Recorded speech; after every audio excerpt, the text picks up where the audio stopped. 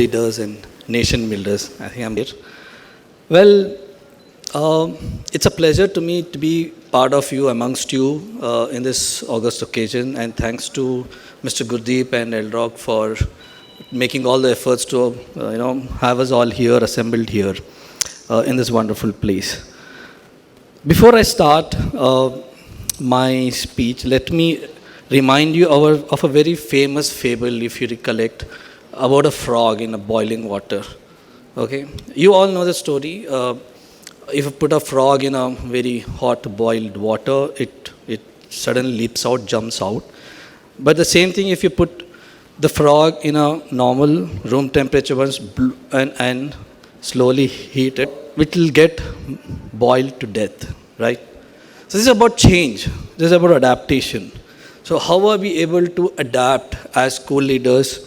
This is very important for us because we are taking care of the future leaders, future citizens of the country, student-centric. And what do we know about student-centric? And how can we enable, how can we bring in support system to make sure that we are really, not namesake, we are really student-centric. So are we part of the frog who jumped out, or are we part of the frog who got boiled in itself to death? So this is what we had, years we have been doing this for last few decades, and till now it's been proven that whatever we did in the last few decades, we got results, we were able to build careers, but will it be the same as we go forward? So if you have read about World Economic Forum, it very clearly states that 10 years from now, or the child who comes in the first grade, from the time he passes out, the kind of job that he gets are not existing today. And if you really know, we are hearing about all this artificial intelligence, we are hearing about IoTs and blockchains, cloud computing. This is all technology oriented, which is going to come to our houses, which is going to come to our places of jobs where we work. And are we preparing our children to face that? I mean, this is what I want to little dwell on my 5-10 minutes talk. See, it's not about the technology. We're not actually talking about the technology. We are not talking about enabling. We are talking about creating a support system and how to create an environment wherein the child wants to learn, wherein the child wants to, like Mr. Panna said, the child every day morning, he wants to come to the school. He doesn't want to give an excuse that today I don't want to go, my stomach is aching, or I've got a problem. He should love. That kind of learning environment is very, very important in our school. It should not be discouraging. See, if there's no learning, acceptability of learning before even coming to the school, you can imagine it's a torture, it's an harassment for him to the entire day, how he covers up.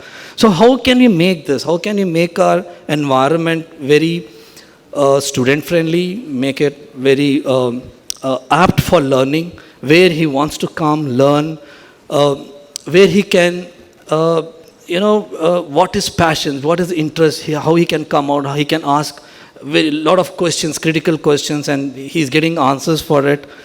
These are all the elements, learning spaces. These are all the elements that we can give a safe environment where the child feels himself safe or herself safe. And we have hearing a lot of, in the news how schools are also getting into, because they have not kept their schools very safe. So what are we doing to make sure that the learning that we are giving is really, it's a lifelong learning, it's a student-centric learning, it's a learning where each child feels that he's been covered, he's been taken care, or and be a future job-oriented person. It's like how he can apply his core skills to build his fundamental learning abilities, approaching complex problems, testing his competency levels and his abilities, critical thinking skills. And thirdly is how he's able to adapt to a changing environment today and near future. So we have seen a lot of apps coming. We have seen artificial intelligence coming inside our room. If you go to a Google map, now it is all enabled by artificial intelligence. Gmails is triggered by artificial intelligence. Google search engines are done. So slowly the artificial intelligence is coming into our entire system. So it is already entered in many industries apart from education, but I'm a keen observer. In the last 6 months, I've seen artificial intelligence entering into the education segment also. Okay, so if you ask me, I saw a clip where it is called Intelligent Textbook. It's been created by Stanford researchers, where it is an app and it's created for school children, and it's actually on an app on the tablet, and he can open and he can see his textbook, and wherever he feels that he needs to know more, he just has to go and click that word, and there's more definitions and explanations coming out. And the more he does, what is artificial intelligence? It's just an algorithm. It is trying to map you, whoever is the user. It'll try to create a pattern out of you. So it's not like any other IT systems we have been seeing in the last few years. This is completely different. So it's going to get into our lives. It is collecting all the data of us, how we are traveling, what we are doing, whom we are meeting. It's collecting back of our, without our knowledge. So same thing it will do for a child. It starts building a pattern and a behavior, and it will be able to measure the engagement of a child when you're opening an English textbook for that matter, the AI understands that now he's interested in English, and the next he might go switch over to maths, and it's able to understand the mood of the child that yes, he's liking maths, and accordingly it will start supporting the child.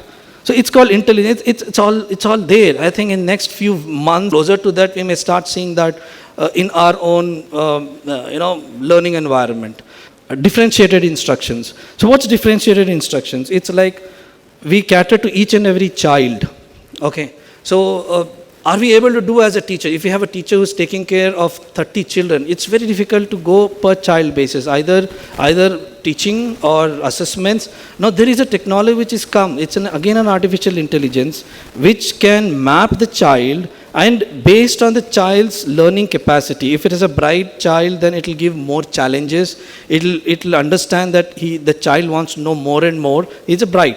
And if it's a weak child, then it will tune itself to cater to that needs of the child. And accordingly, it does assessment. Assessment I'm talking is not about the kind of essays we give or MCQs or short stories. It's not about that. It does as learning, It also can do for and off learning, but more so it is doing as learning, as the child is going, as the child is learning. So this differentiated instruction is coming out of where? It's coming out of the tab. It's coming out of that artificial intelligence who's mapping the entire pattern of the child. So then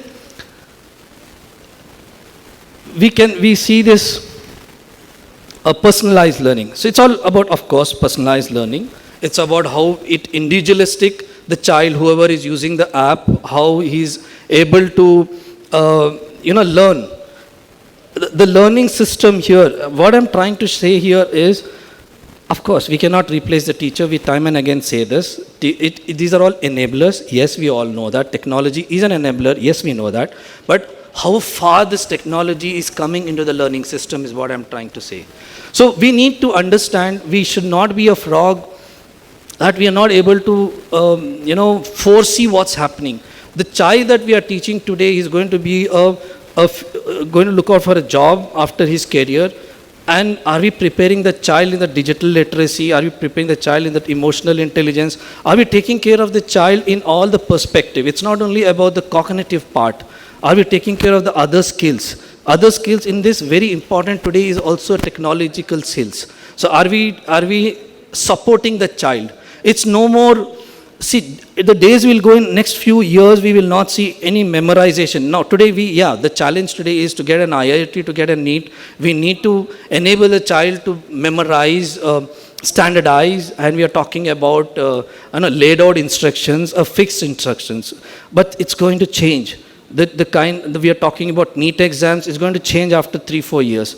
We have to start adapting to it. So if you see the schools which are already there, who are just focused to only the competency. I'm not even saying it's a competency. It's just memorization. We cannot even call it as a competency they are enabling. So if you have to make the child of first grade or the lower grades today to come to that level, we have to prepare the child accordingly. Okay. So this is all my messages all to you, nation builders. So thanks again to LROC for giving me this chance, and thanks for your patient hearing. I'll be here at the course of the day. Just before I wind up, there's something called holistic education framework.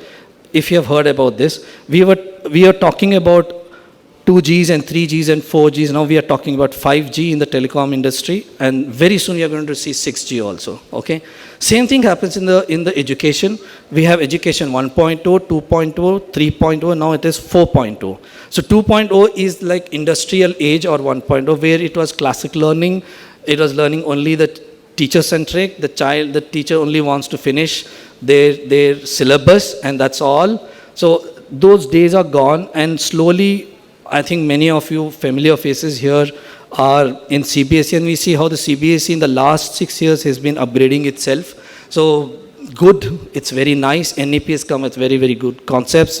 We never used to talk about competency-based learning, but today we are talking about it, which is very, very good. We are talking about expected learning outcomes. Yes, it's very good. No more about the grades, no more about the marks. So what is important here is about the learning outcome that we are going to get. That's the key here.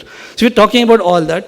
So I would suggest you, I've authored a book called 7 Secrets of World Class School, where I've laid out all the requirements of a school, including the cognitive domain part, the physical domain part, perspective which covers socio-emotional.